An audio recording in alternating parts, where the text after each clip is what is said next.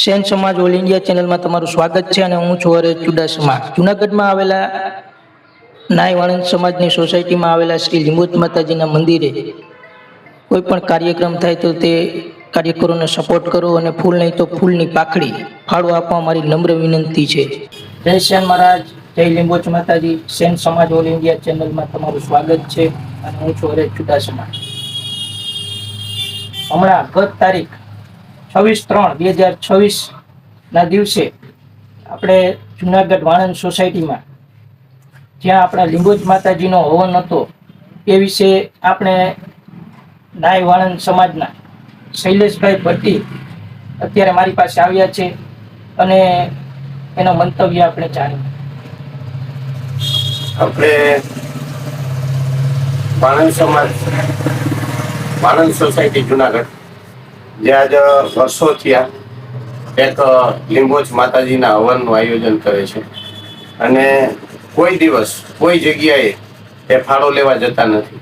તો હર હંમેશને માટે આપણે એવું વિચારવું જોઈએ કે હંમેશાને માટે કે આપણા લીંબોચ માતાજીનું હવન હોય તો આપણે કાયમને માટે અહીંયા થોડી ઘણી જે આપણા બનતા ટાઈમ પ્રમાણે હાજરી આપવી જોઈએ, જેથી કરીને આપણી કીધે પહોંચાય એટલો ફાળો આપવો જોઈએ. ફૂલ નહીં તો ફૂલની પાખડી પણ આપવી જોઈએ. આ આપણો એક ખરેખર હકીકતમાં આપણા જે ધર્મને વિશે અને જે આપણા માતાજીનો હવન થાય છે એના વિશે આપણે વિચારવું જોઈએ કે ભાઈ આપણે દર ખેરે જે કાંઈ ફાળો થાય છે એ કોઈ લેવા નથી આવતું, પણ ફૂલ નહીં ફૂલની પાખડી આપણે આપવી જોઈએ. આ આપણું એક ખરેખર હકીકતમાં આપણે પોતાને વિચારવું જોઈએ અને હંમેશાને માટે આ વર્ષોથી આ થાય છે, આજકાલ તો થતું નથી અને હંમેશાને માટે વાલેખેરે થવું જોઈએ અને હંમેશાને માટે બધાઈને સહમત થઈ અને અહીંયા એની સાથે રહેવું જોઈએ.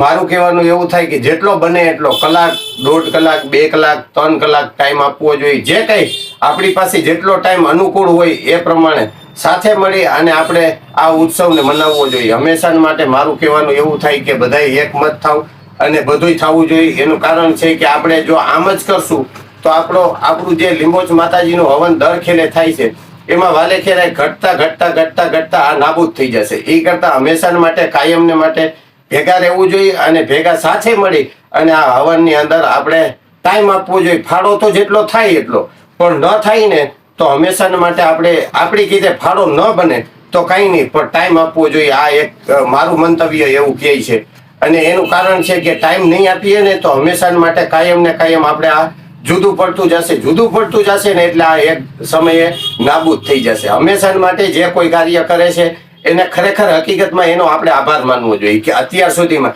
આપણે ફાળો લેવા જઈએ ને તો આપને ખબર પડે કે ફાળો લેવા જઈએ એટલે શું થાય છે, કાં તો કે સામે કેવો માણસ કઈ રીતનો જવાબ આપે છે એનો કોઈ માણસનો મનનો કોઈ નક્કી નથી થતું. કાં તો કે ફાળો લેવા જઈએ ને તો આપને અહેસાસ થાય કે ફાળો વસ્તુ શું છે. બાકી આપણે અહીંયા બેઠા આપણે બોલીએ છીએ યાર ફાળો તો એટલો થયો ને આનો હિસાબ થયો નહીં, આમ થયો નહીં, તેમ થયો નહીં. ખરેખર હકીકતમાં તમે આ વિષય ઉપર કોઈક તમે પોતે ફાળો લેવા નીકળજો એટલે તમને પોતાને ખબર પડશે. એનું કારણ છે કે મારે પોતાને હું કોઈ દી ફાળો લેવા ગયો નથી, પણ મને એટલો અહેસાસ થાય કે ફાળો લેવા નીકળીએ ને ત્યારે આપને ખબર પડે છે કે ફાળાનો મતલબ શું છે અને ફાળો કઈ રીતે ઉઘરાવવો જોઈએ. કાં તો કે અહીંયા કેવો માણસ કઈ રીતે જવાબ આપે છે એનું કોઈ નક્કી નથી રહેતું. હંમેશા માટે આપણે જે બોલીએ છીએ ને એ હંમેશા માટે સત્ય નથી હોતું. જ્યાં આપણે અહીંયા ઊભા રહીએ ને ત્યારે આપને ખબર પડે છે કે ફાળો કઈ રીતે લેવાય છે. એનું કારણ છે કે ફાળો કરવા વાળાને ખરેખર ધન્યવાદ દેવો જોઈએ. હંમેશા માટે જે કાર્ય કરે છે ને એને માટે ધન્યવાદ દેવો જોઈએ. બાકી આપણે ઘણા બધા વાતો પાછળથી કરીએ છીએ કે ભાઈ એ તો ફાળો કરે છે પછી પાછળથી પૈસા ખવાઈ જાય છે, આનો હિસાબ ક્યાં બતાવ્યો છે. પણ તમે એક વખત કરો, કારણ કે 2 કલાક તમે તમારા પરિવાર માટે તમે સમય ના આપી શકતા હો તો તમે વિચાર કરો આખા પરિવાર કુટુંબ માટે કરવું છે. હેલું નથી યાર. હંમેશા માટે કરવું હોય ને તો બહુ ધ્યાન રાખીને કરવું પડે.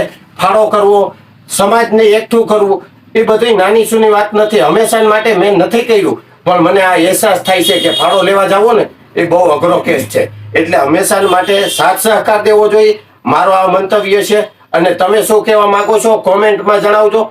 અને હંમેશા માટે કોઈ પણ વિડીયોમાં કાંઈ બી એવું હોય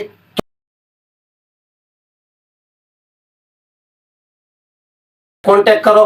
જેથી કરીને નવા વિડીયોમાં અમને ખબર પડે કે આમાં અપડેટ આ કરવાનું છે, બરોબર. જેથી કરીને અમે અપડેટ મારશું. આ જવાબદારી સમાજની અને મારી પોતાની અને તમારી પોતાની બને છે. તો હંમેશા માટે આ યાદ રાખવું. જય લીંબોજ માતાજી, જય સેન મહારાજ.